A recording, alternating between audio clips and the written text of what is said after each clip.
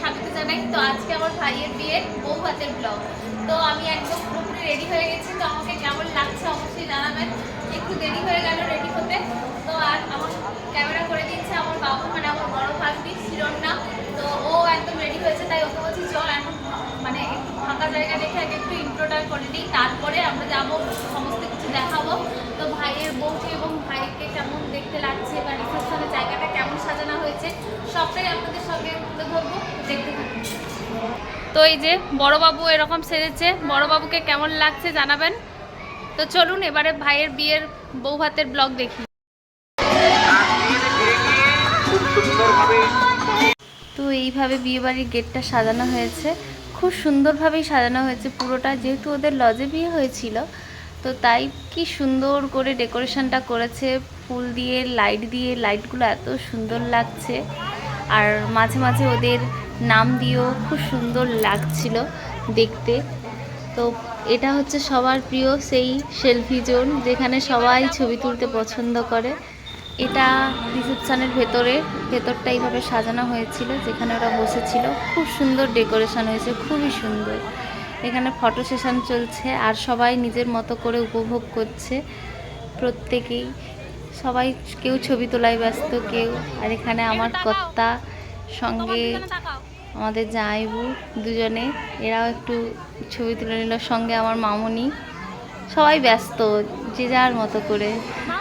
আমার বর কিন্তু খুব মুডে ছিল ওই দিন, সঙ্গে আমাদের বরদা। তো এবারে চলুন বরবউকে দেখি। আজকে দুজনকে যা দারুণ লাগছিল না, কেউ কারোর থেকে কিন্তু কম নয়। সুস্মিতাকে এত সুন্দর লাগছিল, সঙ্গে সঙ্গে আমাদের ভাইকেও, মানে যাকে বলে লাভলি কাপল, দুর্দান্ত লাগছিল, মেড ফর ইচ আদার যাকে বলে।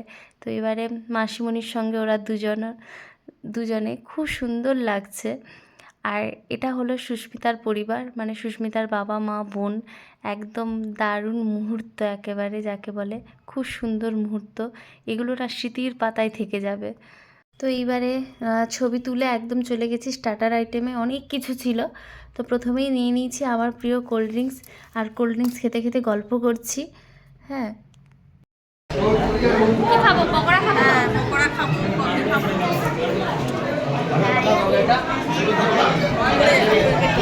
না আমি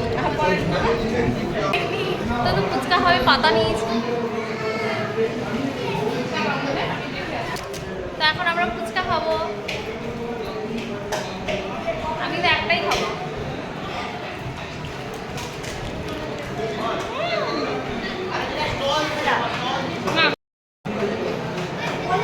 মামিমার ভাগ্নির কি ভালোবাসা, আমাকে খাইয়ে দিচ্ছে ফুচকা।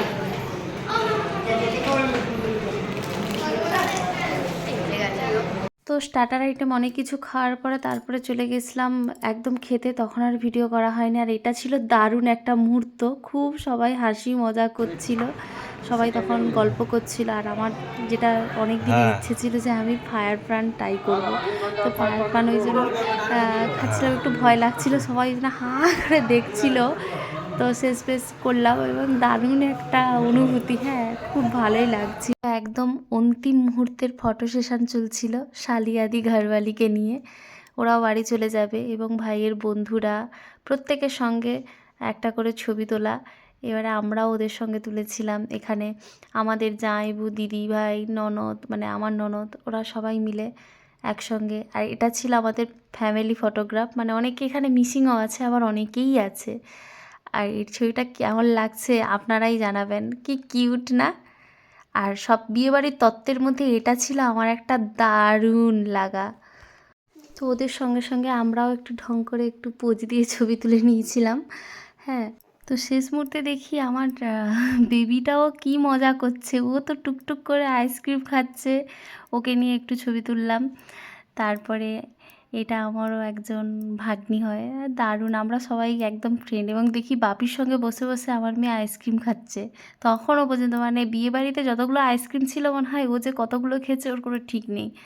তো এই যে, আর এটা মাও ছেলে, দারুণ। এগুলো কিন্তু একদম থেকে যাবে একদম শেষ মুহূর্ত পর্যন্ত। ভাইয়ের বিয়ের রিসেপশন শেষ, তো এখন আর ক্লান্ত আর পারছি না, তো এখন চেঞ্জ করব। তো বড়বাবু এসছে, আমাকে একটু হেল্প করবে, আমি চেঞ্জ করব তার জন্য। কি রে, হেল্প করবি তো? আচ্ছা। তো টাটা, কেমন লাগছে অবশ্যই জানিও। আর পুরো রিসেপশনের ব্লগটা আশা করি তুলে ধরার চেষ্টা করবো আপনাদের সামনে।